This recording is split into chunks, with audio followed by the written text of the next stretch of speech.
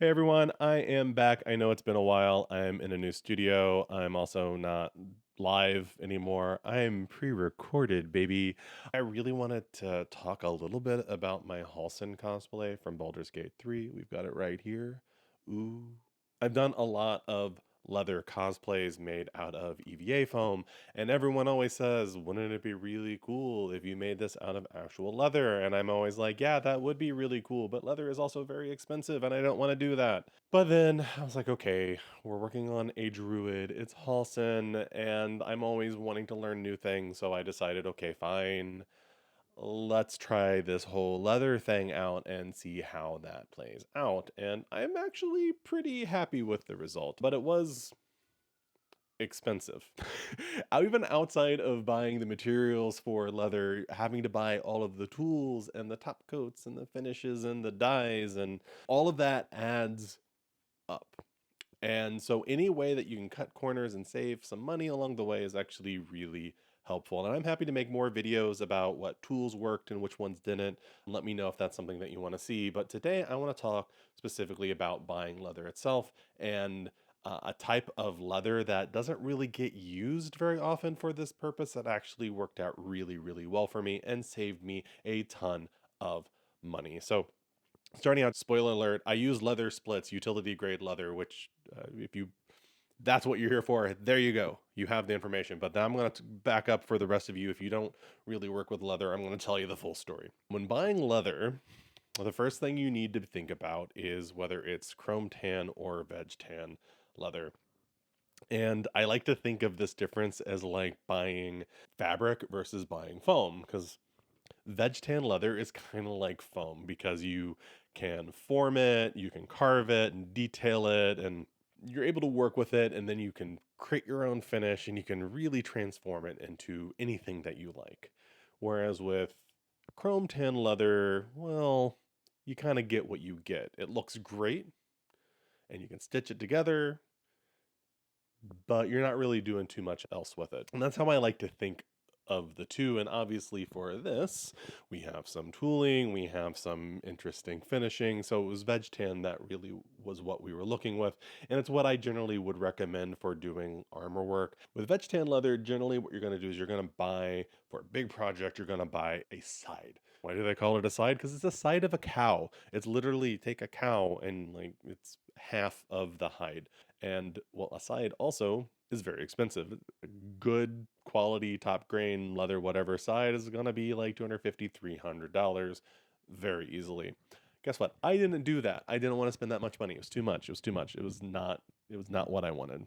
So I didn't do that. Instead, for a lot of the leather that I needed, I bought pre-cut strips of exactly what I needed. And that's how I solved the high quality leather portion of it. So the harness, the crest, all of that sort of stuff. I just bought belt straps. And where I bought it from, those ranged between like $5 and like $12 for a 50-inch strap. So it was actually pretty economical for me to do that. Um, and that was not my entire cosplay because I'm a big person. I need a lot of material if I'm creating a full armor that's I'm going to fit inside of. And so I started doing some research and I saw at my leather store that they sold something called a split. And the split was a full side for about $30 and I'm like, "Can I use this?" And everyone was like, "No." Don't use it. Don't use it. That's not what it's meant for. You shouldn't be doing this stuff to it. It's utility grade leather. You can use it to like polish your knives on or make an apron out of, but really it's low quality. Avoid it. And this is the stuff that they use. They add chemical processes to do to make genuine leather. It's not as durable, it's not as strong, and it's meant to kind of be discarded. So don't use it. Or do, which is what I did. So I did my research, and when you're buying leather, let's say you're making like wallets, you want thin leather. You don't want thick leather. And leather it tends to be graded in ounces. So like you're gonna want to use like a 2-ounce leather. You're not gonna want to use like a 12-ounce leather. I think around like 10 to 12 ounces is kind of like what is like a belt if you need like a chart or something. So how they pick that thickness, like it's not like there are thin skinned cows and thick skinned cows. It all comes out thick, right? And so what they do is that they split it and they skim off the top and they leave behind the bottom. And the top is top grain leather and the bottom is utility grade because it doesn't have a top anymore. It's like buying a muffin without the top. You're like, oh, who wants that, right? So so you wind up with the stuff that's kind of discarded. It's utility grade, meaning like you're not going to use this for anything important, but you might find some utility with it. So and the problem here is that it's the surface is fuzzy.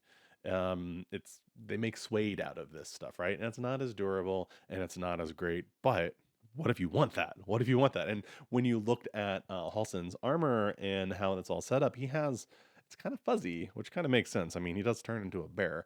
If he's gonna be hairless as a human, he might as well have fuzzy armor, right? So I wanted texture in my armor, and I wasn't going to get that from top grain leather, or at least not the texture that I wanted. And so I thought, could I use this stuff? So I did some research and I started digging around. And funny thing happens when you split the leather. The bottom of the top grain is the same as the top of the split. So really what I had to do was research people trying to figure out how to finish the backside of quality leather. A lot of people use things like Tokonol and you can use glue, any sort of like filler that you're basically compressing the fibers down. And generally speaking, it doesn't create a very attractive result, but it makes a comfortable result where it seals it down, it's acceptable. Pull out your belt, look at the backside. That's kind of what we're talking about. That was really usually completely covering the leather. I was looking for a solution that was still going to let the leather shine through. And I found one post randomly mentioning carnauba cream. And I heard like, I know carnauba wax, what's carnauba cream? And it's similar, it's like a waxy top coat. And it also helps compress down fibers. So I bought some of this stuff and I bought the side and I tried it out. And you know what? You know what? Oh, it was good. It was good. It was great. And I loved the look. It kind of gave this nice kind of tortoise shell type finish. So it worked for me, but there is a reason why this stuff tends to not be used. I already mentioned that it's not very durable. Part of that is when you get it, it's not been trimmed to be a consistent thickness. So you have to deal with the fact that a lot of it's going to be too thin and some of it's going to be too thick. So you have to map your pattern around it to try to get it fairly consistent. There's also a lot of holes in it, so sometimes you might have to do a little bit of patching, which fortunately for me, I only had to do once. But I also noticed that it was difficult to dye. The stuff soaks up a lot of dye. Um, I used a dauber and was dyeing it by hand. I do not recommend it. I wound up doing like a cross hatching effect, which helped accentuate the tortoiseshell look that I was going for. But if I were to do it again, I would buy dye in bulk and I would probably dip dye it or airbrush it just because like you fill a dauber up with it and you go like this and then it's like now it's empty. I've run out of ink. So it was a real pain to hand dye, but it's possible. I also did try oiling it and that did help the dye get absorbed a little bit better because another factor of buying splits is that you tend to be very dry and brittle, and so oiling does help. It did make it a lot darker though. And so that's something that you can experiment with. I think I actually wound up preferring working with the leather a little dry, but your results may vary. So when it comes to the carnauba cream and finishing it, just slather that stuff on, wipe off the excess, let it dry. Then from there you have two options. You can kind of sand it if you want to rough it up a bit and make it a little bit more textured, or you can continue and add more top coats on top of it to make it a little bit more polished and shiny. You can also just leave the carnauba cream on by itself. Over time, the carnauba cream is not strong enough to hold it down completely, so it will fray a little bit. I actually really liked how that looked, so in certain parts, I actually allowed it to just fray, and I'm like, oh, that looks, it's battle damage, whatever. But in other areas, you can actually use like either Resolene if you want it to be really glossy, or honestly, just the top coat is probably good enough to lock everything in. You can also just use the top coat and avoid the carnauba cream.